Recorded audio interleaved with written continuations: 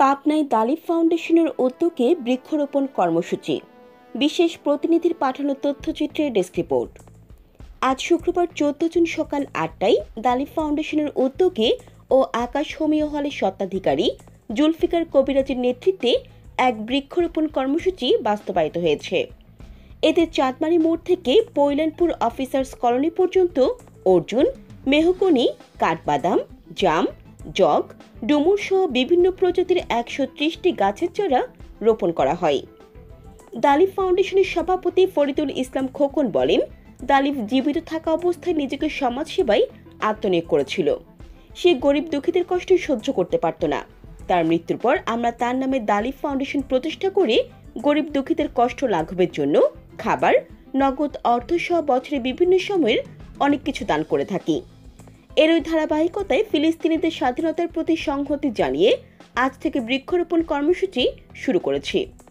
যতদিন পর্যন্ত ফিলিস্তিন স্বাধীন না হচ্ছে ততদিন পর্যন্ত এই বৃক্ষরোপণ কর্মসূচি অব্যাহত থাকবে। দালিব ফাউন্ডেশনের উদ্দেশ্য যে বয়স সন্ধিকালীন মানসিক এবং শারীরিক যে পরিবর্তন এবং তার জন্য যে সমস্যা হয় এইটাকে চিহ্নিত করে এর সমাধানের লক্ষ্যে আমরা সাধারণত সেমিনার করে থাকি। তার সঙ্গে দালিব ফাউন্ডেশন দুস্থ মানুষের পাশে কাজ করে, গরিবদের মাঝে খাদ্য বিতরণ করে। জুলফিকার কবিরাজ বলেন, আমরা বিগত 3 বছর যাবৎ নয়নামতি হিজার গলি, চাঁদমারি থেকে নয়নামতি উত্তরপাড়া, গোপালপুর শিশু শিক্ষা নিকেতন, ডিগ্রি বটতলা, চর সদিরাজপুর গুচ্ছগ্রাম, চর আশুতোষপুর পূর্বপাড়া সহ বিভিন্ন স্থানে আম, জাম, পেয়ারা, করই, কৃষ্ণচূড়া, অর্জুন, শরীফা গাছ সহ ফলজ, ভেষজ, কাঠ প্রভৃতি জাতের গাছ লাগানো হয়েছে, যে সকল গাছ থেকে এখন অনেকেই ফল খাচ্ছে। বাংলাদেশে একটি পরিবেশ বিপর্যয়ের মুখে পড়েছে। দিন দিন তাপমাত্রা বৃদ্ধি পাচ্ছে। এখন সেই উপলক্ষে আমরা যাতে পরিবেশ মোটামুটি একটি সহনীয় পর্যায়ে থাকে তাপমাত্রা এবং যে বায়ু দূষণ হচ্ছে সেটার মাত্রা কমিয়ে আনার জন্য আমরা এই কর্মসূচি হাতে নিয়েছি। পাশাপাশি আমরা বাড়িতে বাড়িতে জনগণকে সচেতন করি, আপনারা নিজেরাও গাছ লাগান আমাদের পাশাপাশি।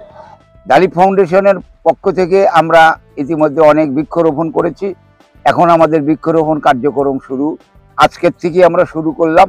আমাদের লক্ষ্য এই বছরেই আমরা 10,000 বৃক্ষরোপণ করব। বৃক্ষরোপণটা আমরা করছি আজ ফিলিস্তিনিতে যে অবস্থা ভয়াবহ, আমরা তাদের শান্তি কামনা করে, আমরা তাদের উপলক্ষ করে আমরা এই বৃক্ষরোপণের কাজ শুরু করেছি। আমরা 10,000 গাছ সমাপ্ত করব। আপনারা সবাই দোয়া করবেন, ইনশাল্লাহ যেন আমরা এই কাজটা সমাপ্ত করতে পারি। আমরা রাস্তার ধারে যেমন গাছ লাগিয়েছি, যেমন মানুষের বাড়ি বাড়িতে দিয়েছি। আর এই সরকার যে এটি উদ্যোগ নিয়েছেন সেটা হচ্ছে যে মুজিববর্ষ গ্রাম, গুচ্ছগ্রাম আশ্রয়হীনদের জন্য। সেখানে আমরা গত 2 বছরে 1200 গাছ লাগিয়েছি। মানে আজকে বাদে আমরা এর আগে 1,500 গাছ লাগিয়েছি 3 বছরে। আর ফিলিস্তিনিদের প্রতি সংহতি জানিয়ে এটা হচ্ছে আজকে 2য় দিন। হ্যাঁ, আমাদের লক্ষ্য হচ্ছে যে দালিব ফাউন্ডেশনের মাধ্যমে ফিলিস্তিনিদের স্বাধীনতা অর্জন হওয়া আগ পর্যন্ত আমরা এই আমাদের বৃক্ষরোপণ কর্মসূচি চালিয়ে যাব তাদের সঙ্গে সংহতি জানিয়ে। আমরা প্রতি সপ্তাহে গাছ লাগাবো, মানে প্রতি শুক্রবারে।